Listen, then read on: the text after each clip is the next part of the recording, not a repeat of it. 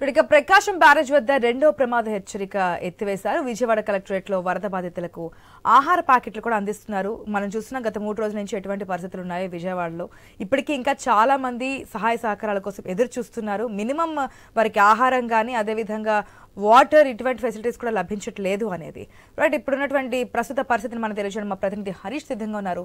Right, good morning Harish. గత 2-3 రోజుల నుంచి అక్కడ ఏం జరుగుతోంది ఏంటి అనేది మినిట్ టు మినిట్ అప్డేట్ అనేది మనకి ఐ న్యూస్లో ఇవ్వడం జరుగుతోంది, మీరు చూపిస్తూ ఉన్నారు. ఇప్పుడు ప్రజెంట్ సిచ్యువేషన్ ఏంటి? ఇప్పటికే చాలా మంది వాలంటీర్గా వచ్చి ఆహార ప్యాకెట్లు పంపిణీ చేయడానికి కూడా ముందుకు వస్తున్నటువంటి సిచ్యువేషన్, కలెక్టర్ ఆఫీస్ దగ్గర ఉన్నటువంటి సిచ్యువేషన్ ఏంటి? Good morning ASHA. ఖచ్చితంగా మీరు చెప్పినట్టుగానే ఈరోజు 4వ రోజు వరుసగా వరదకు సంబంధించినటువంటి సహాయక చర్యలు, వరద ప్రాంతాల్లో ముంపు ఎదుర్కొన్నటువంటి బాధితులు వీళ్ళందరూ కూడా ప్రభుత్వం పూర్తిగా ఆదుకునేందుకు చర్యలు చేపట్టింది. ఇక ప్రకాశం బ్యారేజ్ దగ్గర సిచ్యువేషన్ ప్రస్తుతం కంట్రోల్ అయింది. రెండో ప్రమాద హెచ్చరికను కొద్దిసేపటి క్రితమే ఉపసంహరించుకున్నారు. ఎందుకంటే 5 లక్షల క్యూసెక్కుల లోపు ఉంటేనే రెండో ప్రమాద హెచ్చరికని జారీ చేసేటువంటి అవకాశం ఉంటుంది. 8 లక్షలు దాటితే రెండో ప్రమాద హెచ్చరికని జారీ చేసేటువంటి అవకాశం ఉంటుంది. సో ప్రకాశం బ్యారేజ్ దగ్గర అయితే వరదకు సంబంధించినటువంటి ఉధృతి కంట్రోల్ అవుతుంది. ముంపు ప్రాంతాల నుంచి కూడా సిచ్యువేషన్ బయటకు వస్తుంది. ఇక డ్రోన్స్కి సంబంధించి ఇప్పుడే అసలు సమస్య మొదలయ్యేటువంటి సిచ్యువేషన్ కనిపిస్తుంది. ఎందుకంటే వరద వచ్చినంతసేపు ఇటువంటి సహాయక చర్యలు చేపట్టడానికి అవకాశం ఉండదు. వరద తగ్గిన తర్వాతే బాధితులకి సహాయ సహకారాలు అందించడానికి ముంపులో ఉన్నటువంటి వాళ్ళు అక్కడ వాటర్ స్టాగ్నేట్ అవుతుంది కాబట్టి ఆ వాటర్ స్టాగ్నేట్లోకి వెళ్ళలేనటువంటి సిచ్యువేషన్ ఉంటుంది. కాబట్టి ఆ సిచ్యువేషన్స్ని ఫేస్ చేసేందుకు తొలిసారిగా ఎక్కడా లేని విధంగా డ్రోన్కి సంబంధించినటువంటి సిస్టమ్స్ని తీసుకొచ్చారు. అందులో భాగంగానే ఇప్పుడు మనం చూస్తున్నాం 10ల సంఖ్యలో డ్రోన్స్, పెద్ద ఎత్తున డ్రోన్స్ని ఉపయోగిస్తున్నారు. డ్రోన్స్ని ఉపయోగించి వాటి ద్వారా మెడిసిన్ కావచ్చు, అత్యవసరమైనటువంటి త్రాగునీరు కావచ్చు, అత్యవసరమైనటువంటి ఆహార పదార్థాలు కావచ్చు. విజయవాడ పరిసర ప్రాంతాల్లో ఎట్టి వెళ్ళాలన్నా కూడా ఇక్కడి నుంచి డ్రోన్స్ని పంపిణీ చేసేందుకు, సరఫరా చేసేందుకు అధికార యంత్రాంగం ఏర్పాట్లు చేసింది. ఇప్పుడు మనం చూసినటువంటి ఈ డ్రోన్స్ కెపాసిటీ అంతా కూడా ఒక్కొక్క డ్రోన్ కెపాసిటీ 10 కేజెస్ కెపాసిటీ. అంటే ఫుడ్ కావచ్చు, వాటర్ కావచ్చు, మెడిసిన్ కావచ్చు. వీటిని అక్కడ ఉన్నటువంటి వాళ్ళకి పూర్తిగా ఆహార పదార్థాల సరఫరాకి, మందుల సరఫరాకి కూడా ఉపయోగించేటువంటి సిచ్యువేషన్ కనిపిస్తుంది. డ్రోన్స్ని ఇలా మూవింగ్ చేసుకుంటూ డ్రోన్స్ ద్వారా అందించేటువంటి సహాయ సహకారాలకు సంబంధించినటువంటి ఏర్పాట్లు చేయటంలో ప్రభుత్వం పూర్తిగా శ్రద్ధ పెడుతోంది. ఎందుకంటే ప్రతి ఏరియాకి, ప్రతి చోటకి హెలికాప్టర్స్ వెళ్ళాలంటే వాతావరణం కూడా అనుకూలించలేనటువంటి సిచ్యువేషన్ ఉంటుంది. అలాంటి సమయంలో ఇప్పుడు ఈ డ్రోన్స్ని వినియోగించడం, డ్రోన్స్ వినియోగం ద్వారా ఇక్కడ ఉన్నటువంటి టెక్నాలజీని ఉపయోగించుకొని ఆ టెక్నాలజీ ద్వారా వరద నీటిలో ముంపుకు గురైనటువంటి వాళ్ళు ఎవరైతే ఉంటారో, బిల్డింగ్స్ ఎక్కి ప్రాణాలు కాపాడుకున్నటువంటి వాళ్ళు ఎవరైతే ఉంటారో వాళ్ళకి ఆహార పదార్థాలను, మందులు, వాటర్, ఎసెన్షియల్ అంటే అత్యవసరమైనటువంటి సేవలు అందించడానికి ఇవన్నీ కూడా పూర్తిగా ఉపయోగపడేటువంటి సిచ్యువేషన్ ఉంటుంది. అలాంటి వాటికి మనుషులు వెళ్ళలేనటువంటి ప్రాంతాలకి, ఉదాహరణకి ఒక కల్వర్ట్ కావచ్చు, ఒక చెరువు కావచ్చు. ఒక చెరువు దాటిన తర్వాత కొన్ని ఇళ్ళు ఉంటాయి. ఆ ఇళ్ళలోకి వెళ్ళాలంటే కనుక హెలికాప్టర్లో మాత్రమే వెళ్ళాల్సినటువంటి పరిస్థితి ఉంటుంది. అయితే హెలికాప్టర్ని మూవ్ చేయాలంటే ఆషామాషి వ్యవహారం కాదు. ఎయిర్లైన్స్ పర్మిషన్స్ కావాలి, టెక్నికల్ పర్మిషన్స్ కావాలి. ఎయిర్క్రాఫ్ట్ని మూవ్ అవడానికి కూడా కొంతవరకు కూడా ఇబ్బందికరమైనటువంటి వాతావరణం కూడా ఉంటుంది. వాతావరణం కూడా ఇప్పుడు అనుకూలించలేనటువంటి సిచ్యువేషన్ ఉంటుంది. సో అలాంటి మారుమూల ప్రాంతాలకి డ్రోన్స్ ద్వారా సేఫ్ సైడ్గా మనకి కనుచూపు మేరలో ఎక్కడికి వెళ్ళాలన్నా కానీ ఈ డ్రోన్ మనకి కనిపిస్తుంది. ఎక్కడ అవసరం ఉంది, ఎక్కడ ఎలాంటి ఆహార పదార్థాన్ని కావచ్చు, మందులు కావచ్చు, వాటర్ కావచ్చు, వాటిని సరఫరా చేసేందుకు అవసరమైనటువంటి అన్ని సదుపాయాలతో సాంకేతికతను ఉపయోగించి ఈ డ్రోన్స్ని ఉపయోగించడం ద్వారా వాటిని తీసుకుని వెళ్ళి అక్కడ ఆహార పదార్థాలు ఇవ్వటం, మందులు ఇవ్వటం, బాధితులకు పూర్తిగా భరోసా కల్పించడం. వరద నీరు ఒకరోజు కాకపోతే రెండో రోజు తగ్గుతుంది, కానీ ఆహారం అందలేక ఇబ్బంది పడినటువంటి వాళ్ళు, కొంతమంది మెడిసిన్ అందక ఇబ్బంది పడినటువంటి వాళ్ళు, కొంతమంది అనారోగ్యంతో మంచాన పడినటువంటి వాళ్ళు ఉంటారు. అలాంటి వాళ్ళకి కనీసం మంచినీళ్ళు కూడా ఇవ్వలేనటువంటి పరిస్థితి ఉంటుంది. ఎందుకంటే మనుషులు వెళ్ళలేనటువంటి సిచ్యువేషన్. సో అలాంటి సిచ్యువేషన్స్ని ఫేస్ చేసేటువంటి క్రమంలో డ్రోన్స్ని ఉపయోగించుకోవడం ద్వారా డ్రోన్స్ని ఉపయోగించి పూర్తిగా అక్కడ ఉన్నటువంటి వాళ్ళకి ఆహార పదార్థాలను అందించడం కావచ్చు, వాటిని బాధితులకు అందించేటువంటి క్రమంలో తీసుకోవాల్సినటువంటి చర్యలు కావచ్చు, అవన్నీ కూడా ఈ డ్రోన్ సహాయంతో పూర్తిగా సహాయ సహకారాలు అందించడం ద్వారా బాధితులకి మేమున్నాము అనేటువంటి ఒక భరోసాని, ధైర్యాన్ని ప్రభుత్వం కల్పిస్తుంది. అందులో భాగంగానే ఇప్పుడు మనం చూస్తున్నటువంటి ఈ డ్రోన్స్ సంబంధించి ఒక డ్రోన్కి సంబంధించినంత వరకు కూడా ఒక డ్రోన్కి సంబంధించినటువంటి కెపాసిటీ 10 కిలోలు ఉంటుంది.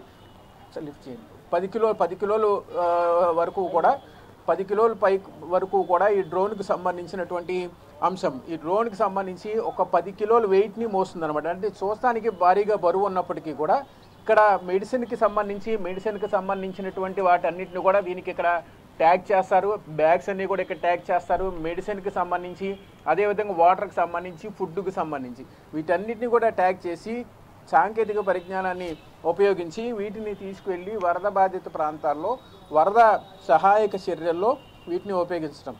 ఇప్పటి వరకు కూడా ఎక్కడా కూడా ఇలాంటి సాంకేతికతను ఇలాంటి సదుపాయాన్ని వినియోగించినటువంటి దాఖలాలు లేవు. ఎందుకంటే ఇది హై కెపాసిటీకి సంబంధించినటువంటి డ్రోన్స్. ఈ డ్రోన్స్ ని అంతకుముందు వ్యవసాయానికి మాత్రం. కానీ హరీష్, మీరు చెప్తున్న విధంగా ఇప్పటి వరకు చాలా రాష్ట్రాల విధంగా వరదలతో అతలాకుతలమైన పరిస్థితుల్లో కూడా డ్రోన్ ఫెసిలిటీ అనేది లేదు. నిన్న కేంద్ర మంత్రి రామ్మోహన్ నాయుడు కూడా అదే చెప్తున్నారు. మొట్టమొదటిసారిగా డ్రోన్ల ద్వారా సహాయక చర్యలు కొనసాగుతున్నాయి. కాకపోతే ఎవరికి ఎక్కడ నీడ్ ఉన్నది అనేది ఏ విధంగా తెలుస్తుంది? ఎవరికి ఏ విధమైన మెడిసిన్స్ కావాలనేది, వాటర్ కానీ, చిన్నపిల్లలు ఉంటారు, ఆ ఇన్ఫర్మేషన్ ఎట్లా తెలుస్తుంది? ఇప్పటికీ అక్కడ కరెంట్ లేదు, పవర్ లేక, నెట్ లేదు, ఫోన్స్లో ఛార్జింగ్స్ లేవు. సో దాన్ని ఎట్లా కనుక్కొని పోతున్నారు? ఆ టెక్నాలజీ ఏ విధంగా? వాస్తవంగా మీరు చెప్పింది 100% కరెక్ట్. ఎందుకంటే అక్కడ లోకల్గా ఉన్నటువంటి పబ్లిక్ ఎవరైతే ఉన్నారో ఆ ఏరియాకి వెళ్ళేటువంటి క్రమంలో రోడ్డు అంతా కూడా బ్లాక్ అవుతుంది. ఆ రోడ్డు బ్లాక్ అయిన తర్వాత ఉదాహరణకి ఒక గ్రామం ఉన్నా, లేదంటే ఒక వార్డు ఉన్నా, ఒక ఏరియా మెన్షన్డ్ ఏరియా ఉన్నా, ఆ ఏరియాకి వెళ్ళేటువంటి క్రమంలో వాటర్ అంతా కూడా ఆ రోడ్డుని బ్లాక్ చేసి ఉంటుంది. సో ఆ వాటర్ను దాటుకొని వెళ్ళలేనటువంటి సిచ్యువేషన్ ఉంటుంది. అప్పుడు ఫ్లోటింగ్ ద్వారా బోట్లు వెళ్ళినా కూడా కొన్ని సందర్భాల్లో ఆ బోట్కి సంబంధించినటువంటి ఫ్లోటింగ్లో కూడా కొట్టుకుపోయేటువంటి ప్రమాదం ఉంటుంది. ఎన్డీఆర్ఎఫ్, ఎస్డీఆర్ఎఫ్కి సంబంధించినటువంటి టీమ్స్ ఎంత రిస్క్ చేసినప్పటికీ కూడా ఈ రకమైనటువంటి టెక్నాలజీని ఉపయోగించడం ద్వారా చాలా సింపుల్ మెథడ్లో ఒక వార్డులో కావచ్చు, ఒక కృష్ణానది వరద సహాయక ప్రాంతంలో కావచ్చు, బుడమేరు లాంటి ప్రాంతంలో కావచ్చు, ఒక వాగుని దాటాలంటే కనుక చాలా సీరియస్ అయినటువంటి పొజిషన్ ఉంటుంది. ఎందుకంటే బురద ప్రధానంగా బుడమేరు వంతెనకి సంబంధించి బురద తీవ్రత ఎక్కువగా ఉంటుంది. అందులో వాటర్లో బురద కూడా కలవడం, ఆ గ్రావిటీ ఎక్కువ ఉంటుంది. ఆ పారుదల అనేది చాలా స్లోగా జరుగుతుంది. అలాంటి సందర్భంలో మనిషి కనుక వెళ్ళినా, బోటు ద్వారా వెళ్ళినా కూడా కొంతవరకు కూడా బ్లాక్ అయిపోయేటువంటి ప్రమాదం కూడా ఉండేటువంటి అవకాశం ఉంటుంది.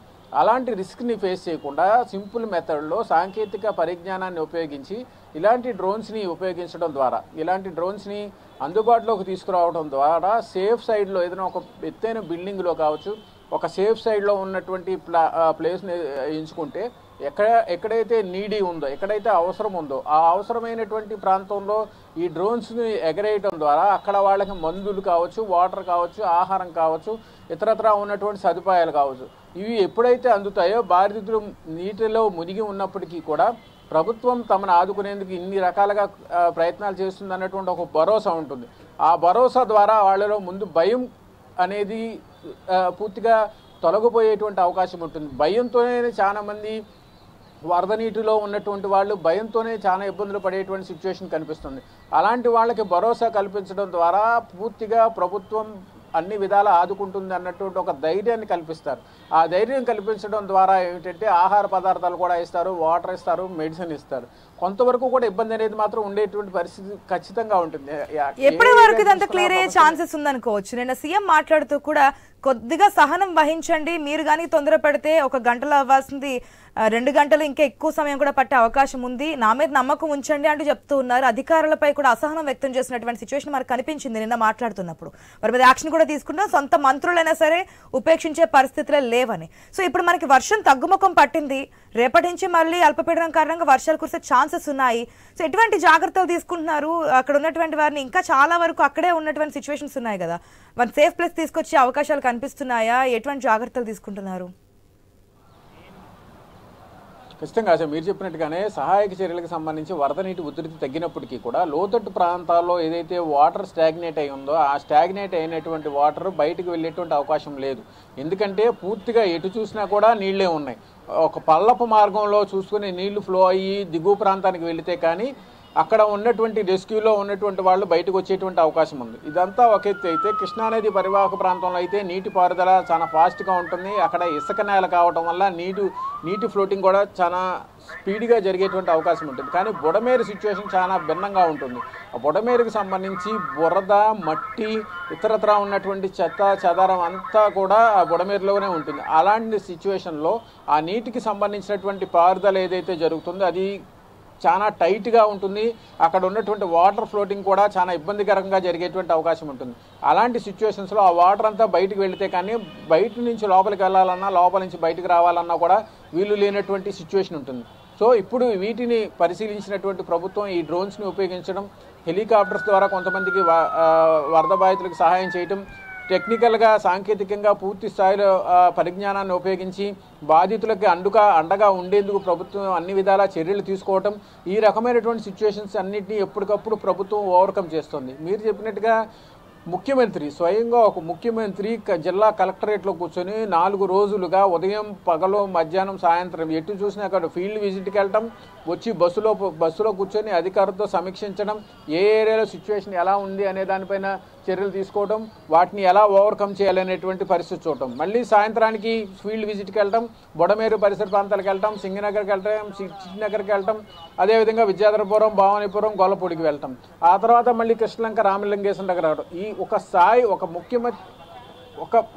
ముఖ్యమంత్రి స్థాయిలో ఉన్నటువంటి వ్యక్తి ఇంత స్థాయిలో భారీ ఎత్తున వివిధ రకాల సమీక్షలు, ఫీల్డ్ విజిట్స్, ఉదయం సమీక్షలు నిర్వహించి ఫీల్డ్కి వెళ్ళటం, ఫీల్డ్కి వెళ్ళి వచ్చిన తర్వాత మళ్ళీ సమీక్ష నిర్వహించి ఏ ఏరియాలో సిచ్యువేషన్ ఎలా ఉంది, రాష్ట్ర వ్యాప్తంగా ఉన్నటువంటి జిల్లాల్లో ఉన్నటువంటి సిచ్యువేషన్స్ ఎలా ఉన్నాయి, విజయవాడ చుట్టుపక్కల ప్రాంతాల్లో ఉన్నటువంటి పరిస్థితి ఎలా ఉంది, ప్రకాశం బ్యారేజీ ఎగువన ఉన్నటువంటి సిచ్యువేషన్, వాటర్ ఫ్లోటింగ్కి సంబంధించినటువంటి సిచ్యువేషన్ ఎలా ఉంది అనేటువంటి వాటిని కూడా పరిశీలిస్తున్నటువంటి నేపథ్యంలో బుడమేరుకు సంబంధించినటువంటి సమస్య పైన ఎక్కువగా ఫోకస్ పెట్టినట్టుగా కనిపిస్తుంది. వాటిపైనే ప్రభుత్వం ప్రత్యేకమైనటువంటి దృష్టి సారించింది. సో ఈ అంశాలన్నింటినీ కూడా ప్రభుత్వం పరిగణలో తీసుకుంది.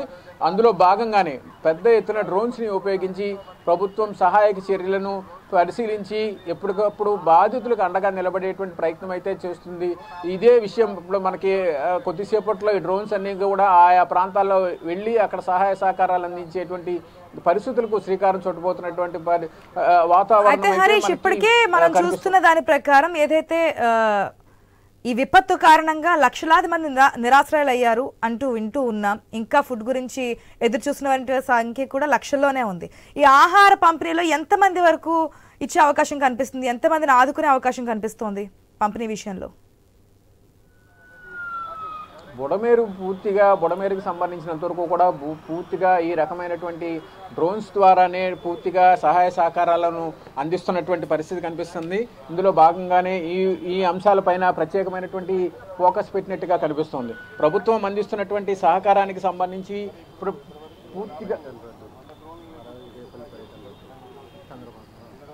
ఇప్పుడు ఉన్నటువంటి సిచ్యువేషన్ చూస్తున్నాం. ఇక్కడ డ్రోన్స్కి సంబంధించినంత వరకు కూడా ఇప్పుడు ప్రభుత్వం పూర్తిగా సహాయ సహకారాలను అందిస్తున్నటువంటి సిచ్యువేషన్ కనిపిస్తుంది. ఇందులో భాగంగానే ఎందుకంటే ఇప్పటికే వర్షాలు, వరదలకు సంబంధించినటువంటి సిచ్యువేషన్ కనిపిస్తుంది కాబట్టి వీటన్నిటిని కూడా ఎలా ఓవర్కమ్ చేయాలనేటువంటి అంశాలపైనే ప్రభుత్వం ఫోకస్ పెడుతుంది. ఇప్పుడు మనకు అందుతున్నటువంటి తాజా సమాచారం ప్రకారం అప్డేట్కి సంబంధించినటువంటి సమాచారం కనుక చూసుకుంటే కనుక ముఖ్యమంత్రికి సంబంధించినంత వరకు కూడా ఏరియల్ సర్వే చేయాలని చెప్పి భావించారు. ఏరియల్ సర్వేకి సంబంధించినటువంటి సన్నాహాలు చేశారు. అయితే వాతావరణం అనుకూలించకపోవడం వలన ఏరియల్ సర్వేకి సంబంధించినటువంటి హెలికాప్టర్ టూర్ని ముఖ్యమంత్రి రద్దు చేసుకున్నటువంటి సిచ్యువేషన్ కనిపిస్తోంది. అందులో భాగంగానే ఆయన ఇతర ప్రాంతాల్లో ఉన్నటువంటి అధికార యంత్రాంగంతో టెలికాన్ఫరెన్స్ కావచ్చు, వీడియో కాన్ఫరెన్స్ కావచ్చు నిర్వహించాలని చెప్పి కూడా సన్నాహాలు చేసుకుంటున్నట్టుగా కనిపిస్తుంది. ఇక డ్రోన్స్కి సంబంధించి మరింత సాంకేతిక పరిజ్ఞానాన్ని ఉపయోగించుకొని పూర్తి స్థాయిలో వాటిని వినియోగించుకోవడం ద్వారా వీటిపైనే ప్రత్యేకమైనటువంటి ఫోకస్ పెట్టాలనేటువంటి అంశం కనిపిస్తోంది. ఇందులో భాగంగానే వీటిని పూర్తి స్థాయిలో వినియోగించుకోవడం ద్వారా ఎట్టి పరిస్థితుల్లో, ఎందుకంటే ఇప్పుడు ముఖ్యమంత్రి ఏరియల్ సర్వే చేయాలన్నా కూడా ఇబ్బందికరమైనటువంటి సిచ్యువేషన్ కనిపిస్తుంది. సో వాటిని దృష్టిలో పెట్టుకొని వీటిని ఎలాంటి చర్యలు తీసుకోవాలనేటువంటి అంశం పైన, డ్రోన్స్కు సంబంధించినటువంటి అంశాలపైన మనతో మాట్లాడేందుకు డ్రోన్స్కి సంబంధించి పర్యవేక్షించేటువంటి అధికారులు కూడా ఉన్నారు. సార్ చెప్పండి, ఎలా వినియోగిస్తున్నారు వీటిని, ఎలాంటి చర్యలు ఉండబోతున్నాయి? అంటే ఇప్పుడే మనం అనుకున్న విధంగా మన రాష్ట్రంలో విపత్కర పరిస్థితుల్లో సుదూర ప్రాంతంలో ఉన్నటువంటి వ్యక్తులను చేరవేయడానికి మనకి వేరే వ్యవస్థలు ఏం పనిచేయనప్పుడు డ్రోన్లు అద్భుతంగా పనిచేస్తున్నాయండి. మన రాష్ట్ర గౌరవ ముఖ్యమంత్రి వర్యులు శ్రీ చంద్రబాబు నాయుడు గారు, అలాగే శ్రీ నారా లోకేష్ గారి పర్యవేక్షణలో ఇవన్నీ జరుగుతూ ఉన్నప్పుడు వాళ్ళు తీసుకున్న ఫలితాలను చూస్తే అద్భుతమైనటువంటి సత్ఫలితాలు ఇవ్వడం వల్ల ఇంకా డ్రోన్లు పెంచమని ఆదేశాలు ఇచ్చారండి.